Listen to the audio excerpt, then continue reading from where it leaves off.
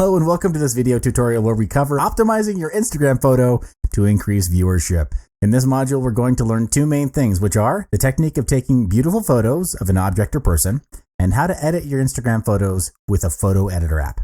Instagram is an online mobile photo sharing site where users can take pictures and share them either publicly or privately on the app. In April 2012, Facebook acquired Instagram for $1 billion US. Instagram then grew by 23% as a result. There are as many as 500 million active users every month as of June 2016, and it's not going to stop there. This would indicate that Instagram is here to stay for the long haul.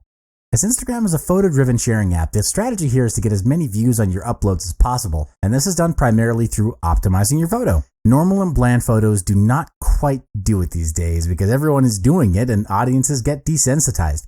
A normal bland photo could easily be ignored and overlooked just by scrolling through. Photos need to be taken creatively and have visual pop to cut through the noise created by other photos. This is achieved through photo optimization.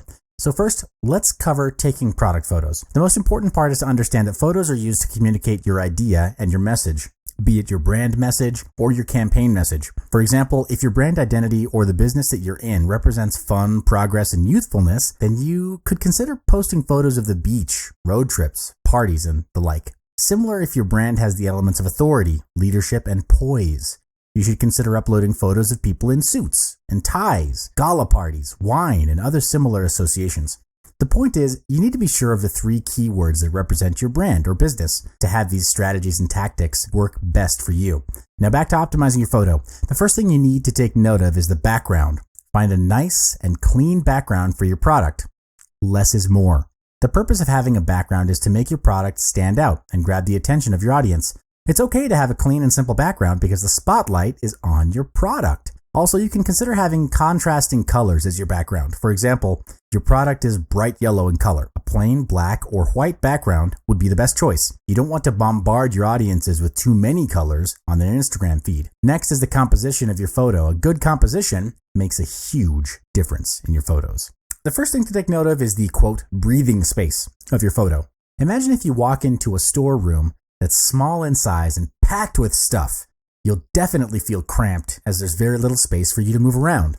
A composition in a photo works much the same way. Leave sufficient, quote, breathing space in your photo so that your viewers get the message immediately unless cramped up photos are intended and may be part of your brand's expression. The way you place your product is important too. There are two ways that you can consider.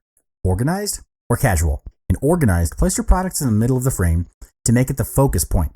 You may also consider placing your camera on top of your product to create a top overview.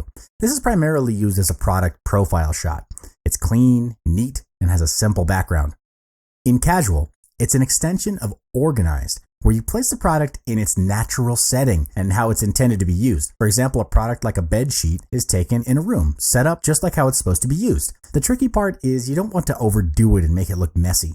Different angles communicate a different feel in a product shot. High angle shots create a dynamic feel to a shot. Products that are tilted towards the camera create an inviting feeling, and products taken from above produces a modern and contemporary look. As a general rule of thumb, you can always use the, quote, rule of thirds for your photo composition. The rule of thirds is a technique derived from the use of early grid systems in composition. It divides a medium into three parts both vertically and horizontally, creating an invisible grid of 9 rectangles and 4 intersections. The primary element within a design is then positioned on an intersection of the grid. Next up are photo editing apps that will help you with designing and editing your photos. VSCO or Visco is a favorite photo editing app. It contains hundreds of filters and settings that people are able to use to create a unique photo. There are 4 kinds of filters in Visco with different settings that will bring your photo to the next level. First up is the analog filter named A4 in Visco. This filter turns the color of your photo into a brown-like warm tone, giving it a vintage feel. Next is the mood filter called M3. This filter gives a hint of sepia tone to your photo and creates a nostalgic feel. It gives the illusion of your photos being captured from an old movie camera, and you can always adjust the setting to suit your objectives. If you're moving more towards a black or dark tone, this street etiquette filter, it pretty well does the job. It's called SE3 in Visco, and it changes the photo into a darker shade, giving an intense feeling to your photo. The last filter that I'm going to introduce is called G3. It's a portrait filter. This filter gives a sunny, warm tone to your photo, and it's very suitable for outdoor photo shoots.